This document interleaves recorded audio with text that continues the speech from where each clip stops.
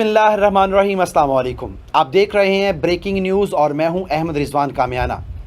ناظرین، آج خاتون پاکستان، مادر ملت، بانی پاکستان قائد اعظم محمد علی جناح کی چھوٹی بہن فاطمہ جناح کی 56ویں برسی ہے۔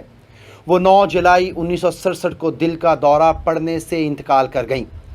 قائد اعظم محمد علی جناح کی وفات کے بعد فاطمہ جناح کے ساتھ پاکستان میں کیا ہوا، مزید تفصیلات اس ویلاگ میں۔ قائد اعظم کی رحلت کے بعد اس وقت کے حکمرانوں نے محترمہ فاطمہ جناح کو عزت اور مقام نہیں دیا۔ لوگوں نے انہیں اپنے بھائی کی فطری جانشین کے طور پر دیکھا، لیکن اس خیال کے خلاف قوتیں تھیں اور انہوں نے اس بات کو یقینی بنایا کہ ان کی آواز کو مختلف ذرائع سے دبایا جائے۔ قائد اعظم کے انتقال کے بعد حکومت فاطمہ جناح کو آزادی کے ساتھ اپنے خیالات کے اظہار سے باز رکھنے کے جنون میں مبتلا تھی۔ ریڈیو پاکستان نے ایک بار نشریات بند کرتی تھیں، جبکہ محترمہ جناح نے قائد اعظم کی برسی پر اپنی تقریر کی تھی۔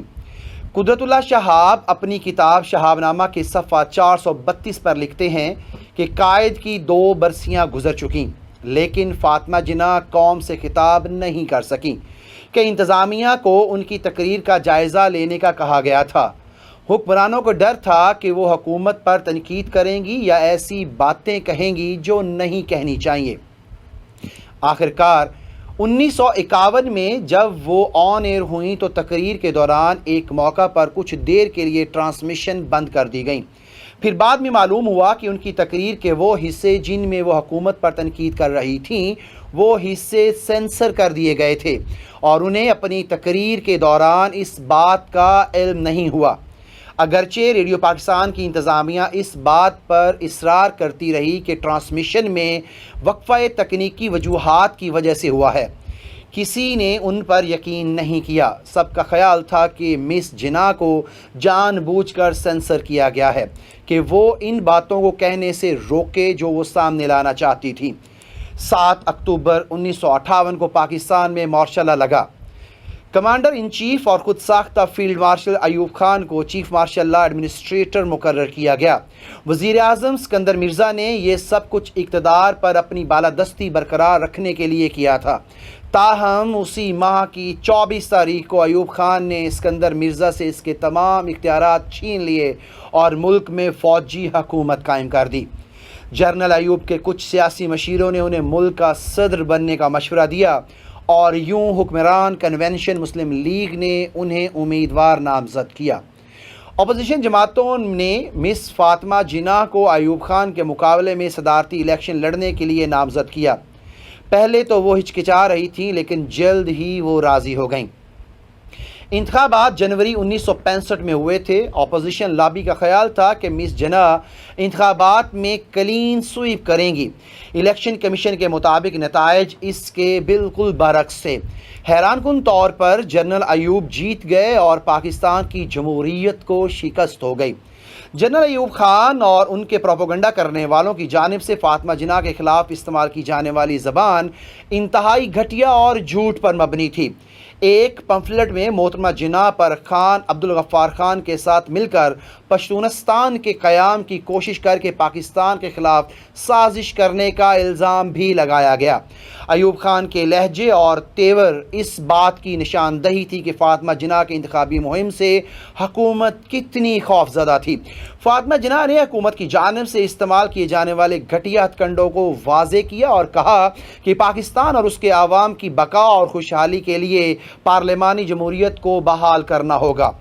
محترمہ جناح نے اپنی انتخابی مہم کے دوران خاص طور پر مشرقی پاکستان میں بڑے پیمانے پر ہجوم اکٹھا کیا اور تاریخی جلسے کیے۔ کچھ مورخین کا کہنا ہے کہ انہوں نے تمام پری پول دھاندلی کے باوجود ملک کے 2 بڑے شہروں کراچی اور ڈھاکہ میں انتخابات جیتے تھے۔ اور دوسری جانب 1965 کی انتخابی مہم کے دوران محترمہ فاطمہ جناح کو جنرل ایوب خان کے حامیوں نے غیر ملکی ایجنٹ قرار دیا تھا۔ ناظرین، ان پر جنرل ایوب کی آمرانہ حکومت کے خلاف بے خوف مزاحمت اور ان کے خلاف 1965 کے صدارتی انتخابات میں حصہ لینے کے فیصلے پر مخالف حلقوں نے ہر طرح کے گھٹیا الزامات لگائے۔ 1965 انتخابات میں جب فیلڈ مارشل ایوب خان نے دھاندلی زدہ الیکشن میں فاطمہ جناح کو شکست دی تو مسلم لیگ کے خرم دستگیر کے والد غلام دستگیر نے گجرانوالہ میں بابا قوم کی بہن کی توہین کے طور پر ایک کتیا کے گلے میں لالٹین لٹکا کر شہر میں گھمایا۔ لالٹین فاطمہ جناح کا انتخابی نشان تھا۔ ناظرین، یہ شاید انتخابی دور میں پیدا ہونے والی مخالفت اور نفرت کا نتیجہ تھا کہ اسٹیبلشمنٹ نے محترمہ جناح کی وصیت کی مخالفت کرنے کو سنجیدہ کوششیں کی، جس میں انہوں نے اپنے بھائی کے پاس دفن کرنے کا کہا۔ اس کے برعکس کراچی کے میوہ شاہ قبرستان میں ان کی تدفین کے لیے سنجیدہ کوششیں کی گئیں۔ 7 جولائی 1967 کو مس فاطمہ جناح ایک شادی کی تقریب میں شرکت کی اور سب نے گواہی دی کہ وہ بالکل ٹھیک ہیں، پر 9 جولائی 1967 کو حیران کن طور پر اچانک اعلان کیا گیا کہ وہ انتقال کر گئی ہیں۔ انا للہ و انا الیہ راجعون۔ فاطمہ جناح کے جنازے کے دوران کسی عام آدمی کو میت کے قریب جانے کی اجازت نہیں تھی۔ دفن کرنے سے پہلے کسی کو آخری بار چہرہ دیکھنے کی اجازت نہیں تھی۔ جنہوں نے ایسا کرنے کی کوشش کی ان پر لاٹھی چارج اور آنسو گیس کیا گیا۔ افواہیں تھیں کہ مادر ملت کے جسم پر زخموں کے نشانات تھے۔ مرحومہ مس جناح کی پہلی نماز جنازہ صبح 8:30 پر ان کی رہائش گاہ پر ادا کی گئی، جس کی قیادت مولانا ابن حسن نے کی۔ بعد ازاں رہائش گاہ سے جلوس جنازہ کا آغاز ہوا۔ اس وقت مادر ملت کے گھر کے باہر لوگوں کا بہت بڑا ہجوم قوم کی ماں زندہ باد کے نعرے لگاتا رہا۔ بعد ازاں رہائش گاہ سے جلوس جنازہ کا آغاز ہوا۔ مس جناح کی میت کو ایک کھلی مائکرو وین میں رکھا گیا تھا۔ اسے مسلم لیگ کے نیشنل گارڈز کے 4 جوانوں نے گھیرا رکھا تھا۔ راستے میں خواتین چھتوں سے گلاب کی پتیاں نشاور کر رہی تھیں۔ صبح 10 بجے جلوس پولو گراؤنڈ پہنچا۔ جب جلوس ایلیفنٹ اسٹریٹ کے عبور کر رہا تھا تب تک ہجوم میں کم از کم 4 لاکھ لوگ موجود تھے۔ پولیس کو جلوس سنبھالنے میں دقت پیش آ رہی تھی۔ سروں کا سمندر تھا جو مزار جناح کی طرف رواں دواں تھا۔ ہجوم میں بہت بڑی تعداد میں خواتین اور بچے بھی شامل تھے۔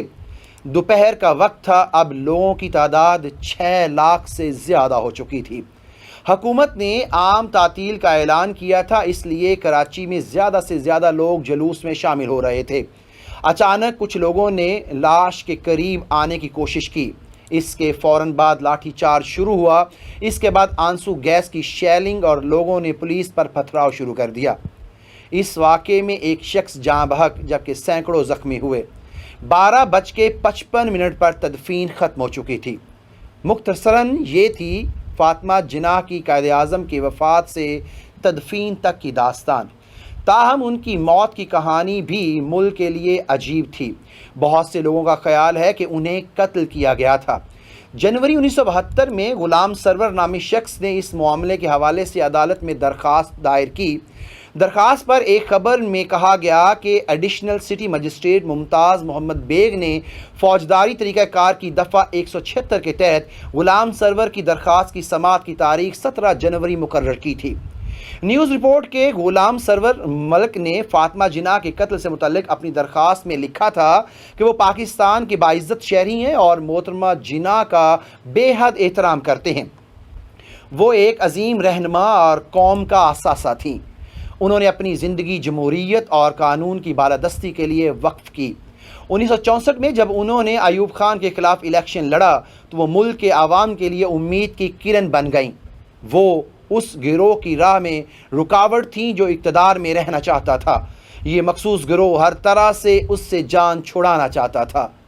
ملک غلام سرور نے مزید کہا کہ انہیں تحفظات ہیں کہ محترمہ فاطمہ جناح کو قتل کیا گیا ہے۔ بعد میں حسن شیخ اور دیگر معزز افراد نے بھی اسی طرح کے خدشات کا اظہار کیا۔ اس معاملے کو اخبارات میں بھی نمایاں کیا گیا۔ بعض نے اس پر اداریے بھی لکھے۔ 2 اگست 1971 کو ایک مقامی اردو اخبار نے ایک خبر شائع کی جس میں یہ دعویٰ کیا گیا کہ مس فاطمہ جناح کو قتل کر دیا گیا ہے۔ رپورٹ میں ان لوگوں کے انٹرویوز شامل تھے جنہوں نے اسے غسل دیا تھا۔ اسلامی روایت کے مطابق تدفین سے پہلے مردے کو رسمی غسل دیا گیا۔ ریاستی شخصیات کے معاملے میں لوگوں کو کام کرنے سے اس لیے رکھا گیا کہ نیوز آئٹم نے اس میں سے ایک کرائے کے آدمی ہدایت الف رکلو غسل کے حوالے سے کہا ہے کہ مس فاطمہ جناح کی نعش پر واضح زخم تھے اور ان کے پیٹ میں ایک سوراخ تھا جس سے خون اور دیگر رطوبتیں بہہ رہی تھیں۔ اس کے خون آلود کپڑے بھی ثبوت کے طور پر اس کے ساتھ تھے۔ تاہم انہوں نے کہا کہ انتظامیہ کی طرف سے کسی نے بھی ان کی انکوائری کی درخواست پر کوئی توجہ نہ دی اور نہ ہی اس معاملے کو کبھی عام کیا تھا۔ غوثال کے دیگر ساتھیوں نے بھی ان خبروں کی تصدیق کی۔ غلام سرور ملک نے اپنی درخواست کے ساتھ خبروں کی کاپیاں منسلک کی تھیں۔ انہوں نے عدالت سے اس معاملے کی تحقیقات شروع کرنے کی استدعا کی۔ عدالت نے کیس میں اختر علی محمود کو پراسیکیوشن مقرر کیا تھا۔ محترمہ فاطمہ جناح تاریخ کی سب سے معزز خواتین میں سے ایک تھیں۔ پاکستان کے لیے وہ قوم کی ماں تھیں۔ ان کے جنازے کے دوران ہونے والی بدامنی ایک ایسا سوال ہے جس کا جواب ابھی تک ملنا باقی ہے۔ چونکہ یہ ایک حساس موضوع ہے، اس لیے میں اپنی پوری کوشش کی ہے کہ صرف وہی معلومات فراہم کروں جس کا تحقیق کے ذریعے میں حوالہ دے سکتا ہوں۔ میں اس تھریڈ کے ذریعے کسی پر الزام نہیں لگا رہا، نہ ہی میں یہ دعویٰ کرتا ہوں کہ فاطمہ جناح کو واقعی قتل کیا گیا تھا۔ میں نے صرف وہی بیان کیا ہے جو تاریخ کے مختلف ذرائع میں درج کیا گیا۔ ان حقائق کو بیان کرنے کا مقصد ہماری قوم کے نوجوانوں کو تعلیم دینا ہے۔ انہیں وہ سب کچھ جاننے کی ضرورت ہے جس سے یہ ملک ماضی میں گزرا ہے۔ یہاں یہ بات قابل ذکر ہے کہ آج تک اس معاملے کی کبھی کوئی انکوائری نہیں ہوئی جو فاطمہ جناح کے ساتھ ہوا۔ کیا آج ہم ایسا کچھ دیکھ رہے ہیں؟ ناظرین، یہ تو تھا آج کا ویلاگ۔ اپنا اور اپنے آس پاس کا بہت سارا خیال رکھیے گا۔ اللہ حافظ۔